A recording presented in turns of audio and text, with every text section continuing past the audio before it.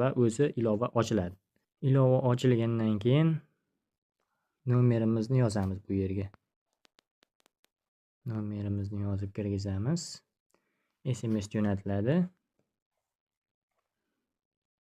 Va bu yerdan keyingisiga o'tishni bosamiz va tasdiqlashni bosamiz. Tasdiqlash parol kirgizing deydi. Bu yerda ismingiz va yilingizni yozsangiz to'g'riroq kirishingiz osonroq bo'ladi. Davom etishda bosib olamiz. Pin kodni kiritamiz. O'zingizga eng oson, esingizdan chiqib qolmaydigan 2 marta takrorlab olamiz pin kodni. Va barmoq izidan foydalanalaylikmi deyapti. Yo'q, foydalanmang deb bosib qo'ysangiz osonroq. Uzum karta bor, pul bor. Bu reklamalar chiqadi bitta ikkita.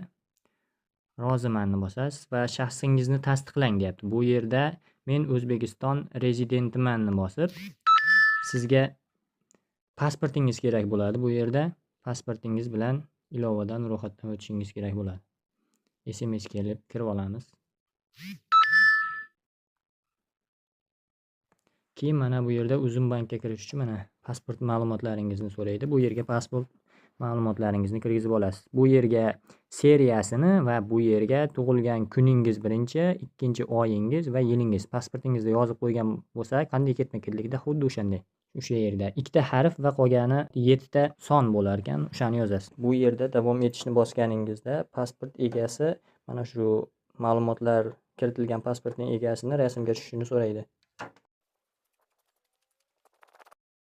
Hammasini kiritib bo'lganingizdan so'ng xabarnomalarni yoqishni bosib qo'yasiz va ruxsat berishni bosib qo'yasiz. Va so'rovga ishlov berilmoqdamiz deyapti. Bu yerda biroz kutamiz. Kutmasak ham bo'laveradi. Mana bu yerda X ni bosib chiqib ketamiz. Va himoyani yoqish deyapti. Yo'q, hozircha shart emas bizga. Va bu yerda endi kutishimiz kerak, identifikatsiyadan o'tishimiz kerak. Mana biz ariza berib qo'yganmiz va endi mana ma'lumotlar odatda ko'proq tekshirilmoqda. Bu taxminan 1 sutka vaqt olishi mumkin. 1 sutka deb yozgani bilan 1 soatlar taxminan shunaqada sizni kartangiz ochiladi Uzum bankda.